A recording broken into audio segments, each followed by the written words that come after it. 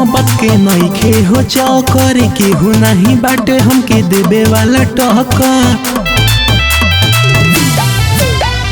प्यारे या मोहब्बत के नइखे हो चौकर केहू नहीं बाटे हमके देवे वाला टक्कर। जौन बोली ज्यादा यो करे ले हम जान, ले हम जान। छोटे मोटे नहीं बड़े बड़े करिले हम कांड। मर्डर कइला के बाद बोली जय जय श्री राम। मर्डर कइला के बाद बोलम जय श्री राम। बोलो जय श्री राम, बोलो जय श्री राम।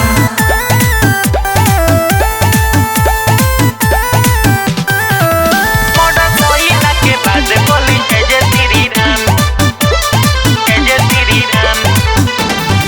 हम हई भक्त श्री राम के पुजारी, सीधा साधा लइका बाल ब्रह्मचारी, सीधा साधा लइका बाल ब्रह्मचारी। दोस्तन ला दोस्त हनी दुश्मन ला काल रे, अंगली देखइबे त खींचले हम खाल रे, खींचले हम खाल रे। रे बोलबे त तोरा पहुँचा देम शमशान, पहुँचा देम शमशान। छोटे मोटे नहीं बड़े बड़े करिले हम कांड। मर्डर कइला के बाद बोली जय जय श्री राम। मर्डर कइला के बाद बोलम जय श्री राम। बोलो जय श्री राम, बोलो जय श्री राम। मर्डर कइला के बाद बोली जय जय श्री राम, जय जय श्री राम।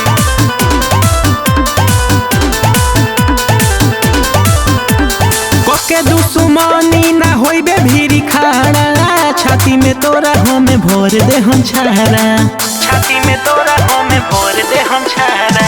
गोलू कौशल के तय कहीं बनारा, मिली जुली रहल जाओ सब भाईचारा। अल्टर मोहित दिने से करी ही काम तमाम, करी ही काम तमाम।